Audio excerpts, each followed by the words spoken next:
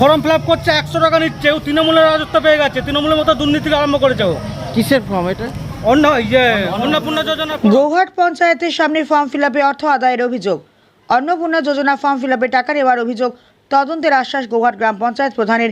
হুগলির গৌহাট 1 নম্বর ব্লকের গৌহাট গ্রাম পঞ্চায়েতের সামনে অন্নপূর্ণা যোজনার ফর্ম ফিল আপকে কেন্দ্র করে টাকা নেওয়ার অভিযোগ ঘিরে চাঞ্চল্য ছড়িয়েছে। অভিযোগ, ফর্ম পূরণ করে দেওয়ার নামে সাধারণ মানুষের কাছ থেকে 50 থেকে 100 টাকা পর্যন্ত আদায় করা হচ্ছে। এই ঘটনায় ক্ষোভ প্রকাশ করেছেন বহু সাধারণ মহিলা। স্থানীয় মহিলাদের দাবি, সরকারি প্রকল্পের সুবিধা পাওয়ার জন্য ফর্ম পূরণ করতে এসে তাদের কাছে বিভিন্ন অঙ্কের দাবি করা হচ্ছে। কেউ 50 টাকা, আবার কারো 100 টাকা নেওয়া হচ্ছে বলে অভিযোগ করেছে। তারা প্রশ্ন তুলেছেন, সরকারি প্রকল্পের আবেদন প্রক্রিয়ায় কেন অতিরিক্ত অর্থ দিতে হবে?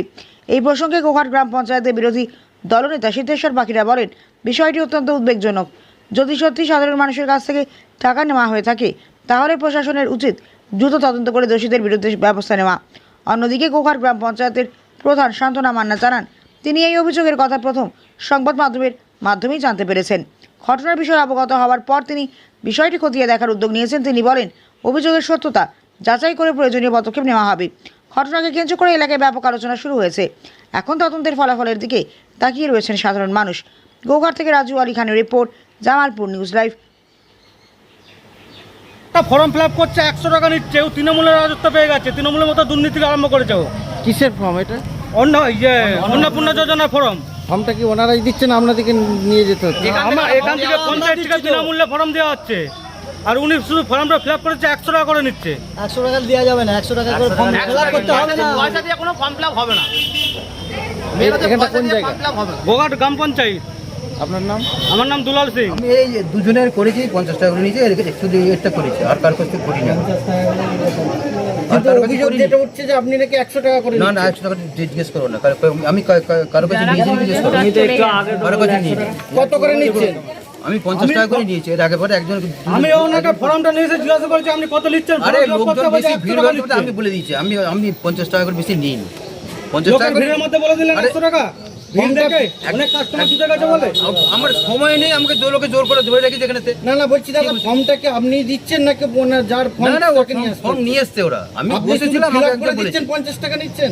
তো কত আমার তো সময়ের দাম আছে। হ্যাঁ, আমার সারাদিনে বলেছে। কতগুলো করছেন?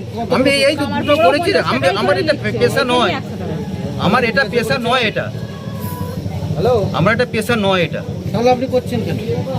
আমাকে যদি কেউ যদি সহযোগিতা চায়, আমি করছি ওই জন্যে। টাকার বিনিময়ে সহযোগিতা, একটা ন্যায্য র্যালি হবে না?